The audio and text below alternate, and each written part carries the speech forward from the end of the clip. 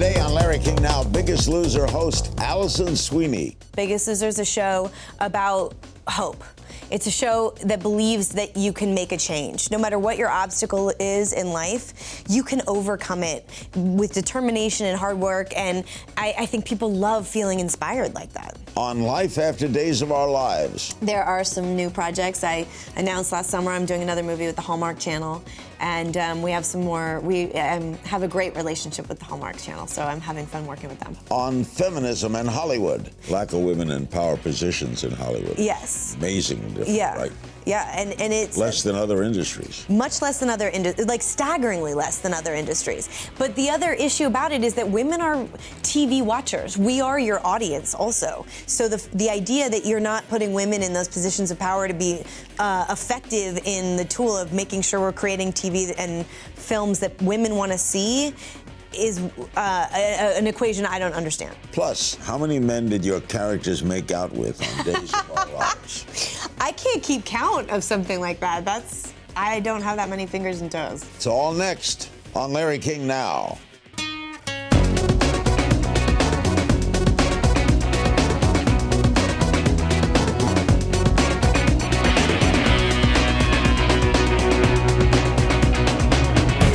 Welcome to Larry King Now. At age 16, Alison Sweeney began her illustrious career when she was cast as the villainous Sami Brady on Days of Our Lives, a role she would hold for 21 seasons. And for the last 8 years, she served as the host of the hit series The Biggest Loser, which airs Thursday at 8, 7 Central on NBC. We'll get to The Biggest Loser in a while. Cool. Was it hard to leave? Yeah, it was really hard to leave. You've done a job for a long time, and you miss your friends. I miss my colleagues and the crew and the cast, the same parking space, the same dressing room, the same routine every day for 21 years. It was hard to leave, and I miss my character. I miss playing Sami. And Days is going to be celebrating its 50th anniversary in November of 2015. So they're still going strong, but it was just time for me to move along. Did they write you out, or you wanted out? They were no. I let them know that I would be leaving at the end of my contract about a year in advance, and they wrote that my character went off to Hollywood. So it was a fun exit. Why'd you want to leave? You know, I talked to my husband a lot about it, but I was doing two full-time jobs, working at Days of Our Lives and hosting The Biggest Loser, and it just got to be too much. We were talking about our kids, and watching my son go into the 3rd grade and my daughter start kindergarten, I realized that I was missing out on a lot, and they were missing out on a lot with me working a lot. So I decided to cut back a little bit. How'd you get the part initially on Days? I've been an actress since I was 4 years old, so it's been Grew up here? My lifelong dream. Yeah, I grew up here. And, it's just been always something I wanted to do, and so when I got the audition to be on Days of Our Lives, I was a fan of the show, and I watched it every day after school, and I got the audition, and I was just so thrilled to be there. Like, I can't believe I even get to be here to audition. And then I got the job. It was amazing. How do you account for its longevity? I think that ultimately what I love about daytime and soaps, and why I think these shows are still successful and Days is hanging in there, is that they, at the heart of it, are about love and a romance, and it's a wonderful escape for people who want to feel good in the middle of the day. And I think there's still a lot of people out there who want to turn on their TV and follow these characters in their lives. I remember it on radio when I was a kid. Exactly. My mother used to say, I have to watch my stories. Yeah, my stories, exactly. You think you might come back as a guest one day? I'd love to. Return back from Hollywood? Yeah. I talked to them about it when I left. I said to Ken Corday, who owns the show, and it's his family's legacy. They're amazing. It's an amazing thing he's protected all these years. And I said I would love to be a part of the 50th. I'll come back for weddings and funerals. Like, please don't, forget about me. So hopefully I'll be back. You're so pretty. Oh, thank you. Why were you cast as a villain?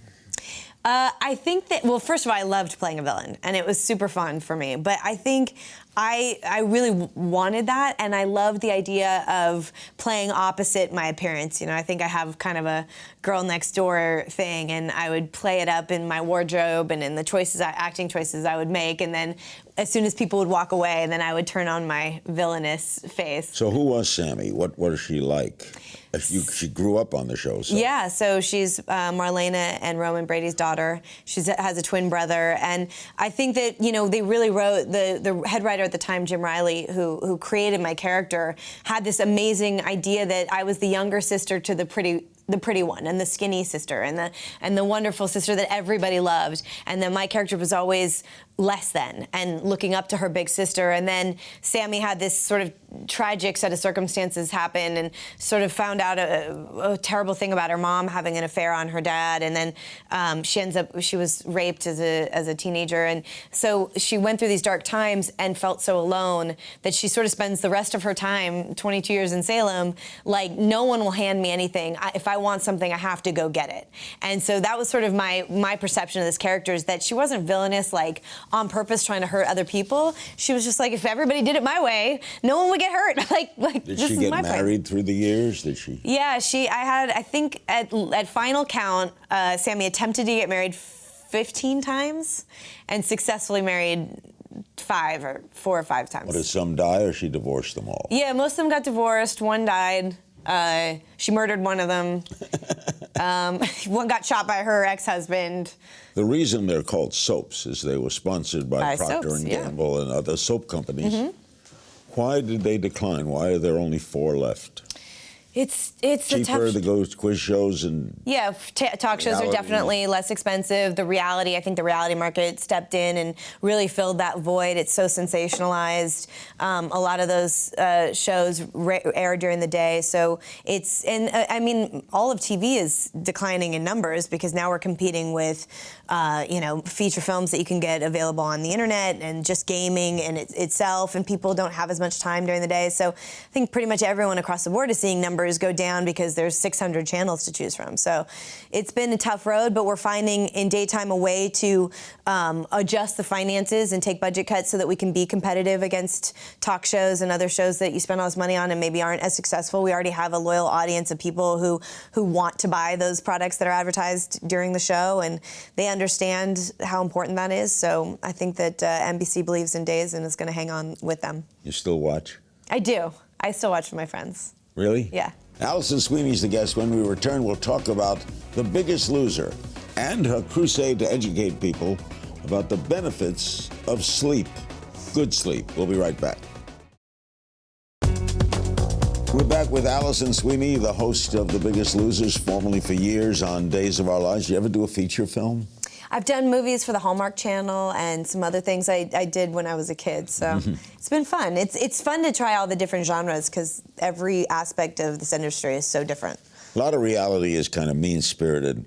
Yeah. The Biggest Loser is a happy show, right? Yeah. It makes me really proud to be part of a show that is making a difference. We're helping these people learn the tools that they need to save their own lives. I mean, they are in there, a lot of TV and a lot of reality TV is a lot more structured and pre-planned than one would think. But our show, I mean, they are in there actually in the gym every day losing the weight, and that scale is true every week. So. What do you think of the Housewives show, The Real Housewives? It's tough, because I have a friend of mine who's on the season of the Housewives, but it's not a show that suits me. I don't watch it. You wouldn't do it? I wouldn't do it, and I don't watch it. Have you been the only host of Biggest Loser? No, there was a woman who hosted the first 3 seasons, Carolyn Ray. And where'd she go? She's a comedian. She's done some other things. Oh, Carolyn Ray. Yeah, you know Carolyn. But I came in the 4th season, and it's been on 9 years now? Yeah, we're doing. We just finished. We're in the middle of season 16. So. Oh, why does that show work? I think the show works because I think everyone's really interested in talking about weight loss and finding out what those secrets are. But I think bigger than weight loss, Biggest Loser is a show about hope. It's a show that believes that you can make a change. No matter what your obstacle is in life, you can overcome it with determination and hard work. And I think people love feeling inspired like that. I know I do. Did you have to deal with that yourself? Yeah, I've struggled with weight. I think in a way that most probably women feel. You know, when I was hit puberty, I struggled to lose weight, and it was really hard for me, especially being an actress in Hollywood, looking in the mirror and being unhappy with what I saw, and knowing that I wasn't getting roles because of my weight. And you know, it was never really that out of control, but it was enough to cause a problem for me. According to the Centers for Disease Control, Journal of American Medicine, more than 1/3 of U.S. adults are obese. Obesity-related conditions include heart disease, stroke, type 2 diabetes, certain types of cancer. Why is this happening? I mean, I have so many answers to that question. I think at the heart of it, you know, people want to blame the fast food industry, which I think obviously is providing us with food that's not a meal and not nutritional. You know, there's a lot of issues with people who can't afford to go to healthier meals. But at the heart of it, I think we're a generation of people who don't want to be in our kitchen. And it is a hard time. It's hard to explain to people. It doesn't, you know, that we need to take charge of what we're eating and take responsibility for it. It's frightening, the statistics. It's frightening in our children. You know, I'm a mom, and I can't tell you how many times I hear mothers say to me things like, "Oh, my kid only eats chicken nuggets." Like, they'll only eat French fries, and it's really, as a parent, hard for me to say, well, my kid eats kale salads. Why? Because I'm his mom, and that's how it goes in my house. You know, so there's a lot that people need to take personal responsibility Biggest for. Loser is kind of good for the health of people to watch that show. It makes me so proud to be part of the show, because every day I meet people who say, I lost 50 pounds watching your show. Your show inspires me to eat healthy that night. Or even if it's just, one more workout in the week. It makes me feel proud that we're part of the conversation, and we're proud of what we do to contribute. Now, you're in the sleep industry, right? Do you represent a company? Yeah, I represent Sleep Number. And that's the mattress? Yeah, they make this amazing versatile mattress that allows you to have a different sleep position than your spouse My sitting next to daughter you. works for them in Florida. Oh, no way. Yeah. Oh, she does. She's very happy. She must love it. Oh, she loves it. Yeah. And they have new technology called Sleep IQ, which allows you to measure, it has sensors in the bed that measure how you're sleeping. Because one of the studies that we talk about even at Biggest Loser is that people in this country, in particular our culture, is so busy and always working and always trying to do the next thing that no one's getting enough sleep anymore. And that part of what our country is having trouble with in obesity is that we are not taking enough care of ourselves. Whether it's nutrition or making time for fitness, people are also not sleeping enough and not getting quality sleep because they have their TVs on, they have their phone next to their bed, they're not getting enough sleep. And Sleep IQ is the technology that Sleep Number has worked on that combines adjustability with knowledge, that if you can journal and keep on your phone, like, what time did you eat dinner, what time did you work out that day, and you can see how well you slept as a result. And so you can teach yourself to help yourself get better sleep. Simple question. Why is a good night's sleep important? It's so important, because if you don't get enough sleep, you wake up the next morning already tired because you didn't rejuvenate your body, which means that you're going to be more tempted to eat unhealthy foods like sugary foods to give yourself that energy boost that you need because you didn't give yourself enough sleep. It means whatever workout you try to do that day will be less successful because you didn't give your muscles a chance to rejuvenate, you didn't get your brain a chance to recharge itself, so you're not giving your muscles a chance to actually have a decent workout. And all of those things lead to obesity, which means not getting enough sleep is also going to be not as great for your body. Is 8 hours important, or do you get as much as you think you need? Because some people think that I get along on 6. Some people say they need 10. I think that, you know, I am not a sleep expert enough to answer that question, but I think that it's really important to get enough, and that I think everybody's different, but you might not know if you're getting the restful sleep that you need. And part of the Sleep IQ is, like, when you're very still, it can determine the different types of sleep. If you're tossing and turning, you might not know that when you wake up, and think you're okay, but you're actually not getting the quality of sleep that you need. And they're making it, I think it's a really great selling point that I can have the type of bed that I need different from my spouse, and that we're all different and we're going to still be able to sleep together. Is yours very different from your spouse? Yes, he has a different setting than I do. Does he like it harder, or? He sleeps on more of an incline, which helps the snoring at night. Up next, I'll ask Alison to take on one of the biggest buzzwords of last year. And then we'll play a little game of If You Only Knew. Stay with us. We're back with Alison Sweeney, the host of The Biggest Loser, the former star of Days of Our Lives. All right, feminism is now a hot topic. What are your thoughts on the resurgence of the word? You know, it's interesting because I think in some ways I was one of those women who used to say I'm not a feminist, but I really liked how it was brought up again this last year because the statistics are uncomfortable. The women are not working as much as men, and certainly at the Directors Guild we've talked about the statistics of female directors working in Hollywood is quite low. Lack of women in power positions in Hollywood. Yes. Amazingly different, yeah. right? Yeah, and it's less than other industries. Much less than other industries, like staggeringly less than other industries. But the other issue about it is that women are TV watchers. We are your audience also. So the idea that you're not putting women in those positions of power to be effective in the tool of making sure we're creating TV and films that women want to see is an equation I don't understand. So since we know that, executives know that, why do you think that it's a fact? I mean, I'm not a big conspiracy theorist, but I think that people hire who they know and trust, and I don't know what that glass ceiling is. Is it harder to be a woman out here? I've had a great experience in my career, so I really can't, on a personal level, talk about it. But I mean, I guess it must be. Certainly, I've experienced as a director breaking through into that ground, that wonderful people giving me opportunities and giving me a chance. Yeah, I've had the opportunity to direct at Days of Our Lives and at General Hospital, and to go to another show and be welcomed by a new group of people and taken seriously for the experience that I bring to the table and what I have to offer in this industry was really rewarding for me. But I do also come to it with the confidence that I do have something to say, and I can be a positive influence in for this genre and what we do. And I wish more people were open to that. Now we're going to play a little game of If You Only Knew. I'll Okay. just throw some questions out. I'm a big fan of games. So first boy you kissed? Was a little boy whose name I do not know on a TV show when I was 8 years old. It was for a scene on a show called I Married Dora. Yeah, and it was your first kiss? It was my first kiss, and it was televised. Was he cute? He was cute. A guilty pleasure? Getting a massage. Something that angers you? Bad drivers. And people who are texting when they're driving. Oh, that's the worst. It's the worst. Something that inspires you? My kids. Your favorite curse word? Can I say it? Yeah.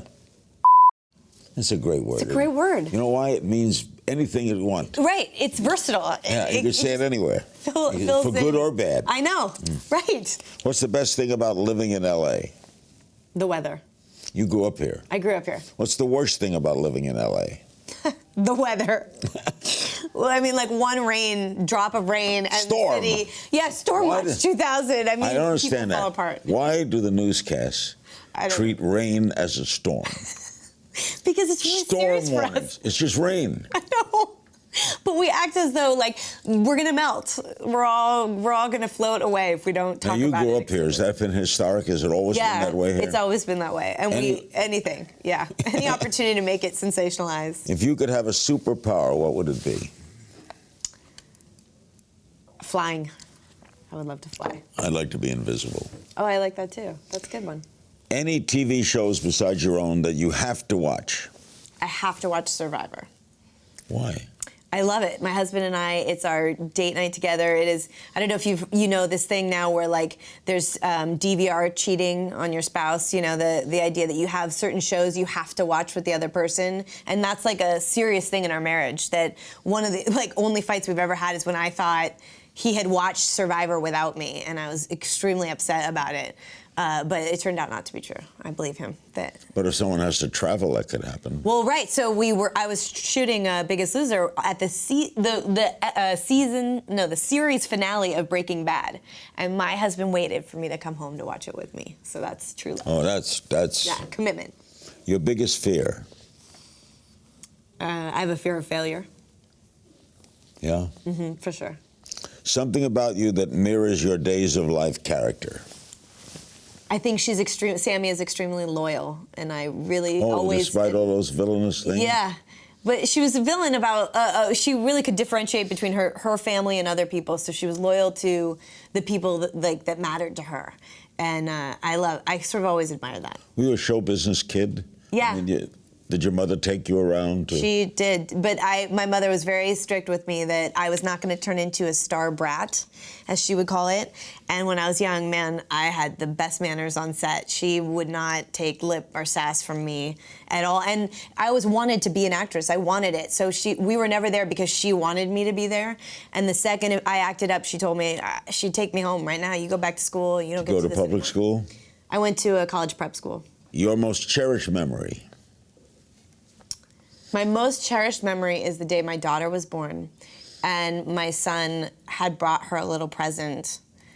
And when he came into the hospital room, he was so happy to meet his baby sister. And he was emotional, and it obviously makes me emotional to think about it, but like hugging my husband and watching my son meet my daughter is the best memory of my life. Is he a good big brother? He's a really great big brother. When we come back, Alison will talk. You don't have to cry. I know, I can't. When we come back, yeah. Alison will talk about what's next for her, and she'll answer some of your questions from social media. Don't go away. We're back with Alison Sweeney. She hosts The Biggest Loser, former star of Days of Our Lives. Formidable lady and beautiful, too. Some social media questions. Okay. Cody Joe Brown on Facebook. What role did you really want but didn't get? I auditioned for, you might remember this was like a big thing for football fans. I auditioned for the role of Alice in Alice in Wonderland, and NBC did this big movie of the week, a Sunday night movie, and they cut off some very important football game right in the last touchdown to start Alice in Wonderland on time. And it was like... It wasn't Alice in Wonderland. It wasn't Alice in Wonderland. No, what was it? It was a Joe Namath game. Yes. Jets playing Oakland. Yes, and they changed it over to that movie. Yeah, and I auditioned for that lead role, but you'll remember. But that was the role. I got very close, and I didn't Snow get it. White. It was no. Annie. What was it? We're looking it up. Oh, look it up. It's a famous goof in NBC history. Yes. They cut out, and then Oakland went on to win, scoring 2 touchdowns in the last minute. Right, and no one on the East Coast saw it. At Troy Sports 1 on Twitter, what drew you to The Biggest Loser hosting gig in the first place? Well, I had worked with the production company on some other projects, so they were aware of me, and we kind of... Heidi. Heidi. I knew it on my own. They cut out Heidi. Heidi. Yeah. I love that you had to You'd have been a great Heidi. Thank you. I was really excited about that role, and then when it all went down like that, I was like, so glad it wasn't me. What attracted you to The Biggest Loser? I love the idea of being a part of something that makes a difference. And I had a great working relationship with the producers of the show, and so when they approached me about being a part of Biggest Loser, I immediately said yes, because it's amazing. At HPH in the Know tweets, do you find it difficult balancing work and family? Yes, I find it difficult. I find it the most important balancing act that I do, so I don't take it lightly. It's really important for me when I'm at work, since I've decided to be away from my family, that I'm gonna give work my complete attention. You know, like that's the decision I made. If I'm gonna be here, then I'm gonna be here and I'm gonna do the best I can. And then when I go home, when I'm with my family, I'm gonna give that the most and best attention I can. And I guess I try to like evaluate it at the end of the week or at the end of a couple days and just really make sure I make little tweaks and adjustments. You know, I've been working a lot the last couple days. Now I'm going to be home more and make sure that I'm really focused on that. And I try to balance it all out at the end. You have good help? I do. Well, first of all, my husband is amazing. And he's a police officer. That's right. He's a CHP officer, and he is able, because he's an investigator, to be home and help me out with scheduling so that he works at different hours. So he doesn't work in uniform? He worked in uniform for many years. He does not now. At Jules6 on Twitter, any new movies in the works? There are some new projects. I announced last summer I'm doing another movie with the Hallmark Channel, and we have some more. We have a great relationship with the Hallmark Channel, so I'm having fun working with them. Nutmeg76 on Instagram. How many men did your characters make out with on Days of Our Lives? I can't keep count of something like that. I don't have that many fingers and toes. You ever a lot. get turned on doing kissing scenes? Come on, you can admit it. No. The honest answer is, like, romantically, yes. It's really like, you know, it's so exciting for the fans, and I am in love with romance. So I love that part of the job and that part of the storytelling when, you know, like, fans are screaming at their screen, like, kiss her, you fool, you know. So that's I love that part of what we do. Before you got married, did you ever kind of flip for one of your?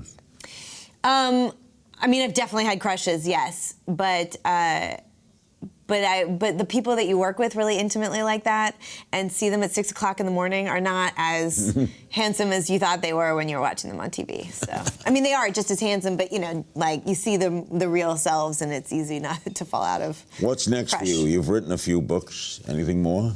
Yeah, I'm writing another novel. I love writing, and I've written 2 novels. My second novel, Scared Scriptless, came out this year, and I'm working on the third one. I write about behind the scenes of Hollywood, and I tell stories about... Sexy? They're romantic, yeah. And about, like, I love revealing the jobs that people probably don't know what they are. So my last book was about a script supervisor and how annoyed she is by actors who don't memorize their dialogue. So it was really fun to kind of turn the tables and write about actors from a crew member's point of view. Like me right now, annoying this nice camera guy here about how I keep bobbing and weaving like that. I just realized that must be... You're very busy. Yes, I am busy. All right, the rest of the season of The Biggest Loser, what can we expect? It's going to be How many have you done? Fantastic. We're almost 2/3 of the way through the season. We have 4 episodes in January. Our season finale is on January 29th, and it's going to be awesome. You know, we have travel episodes to start off the new year on New Year's Day. We went to Hawaii and shot amazing footage of these contestants getting to do things that they've never been able to do. Athletic, outdoorsy adventures that you can do when you are healthy, you know, and that you can make the most of these amazing opportunities. And then my favorite episode, which is Makeover episode, where, you know, they get to finally try on, they're wearing baggy sweats and t-shirts all the time. They get to go to the store and buy outfits that they love and clothes that really show off all the hard work they've put in, and see their loved ones and celebrate their new bodies with the people who love them most. And you get involved emotionally with them? For sure. I am so, you have to. Thanks so much. Oh my gosh, thank you. Such a I want to pleasure. thank my guest, Alison Sweeney. The Biggest Loser airs Thursdays at 8 Eastern, 7 Central on NBC, and you can find me on Twitter at King's Things. I'll see you next time.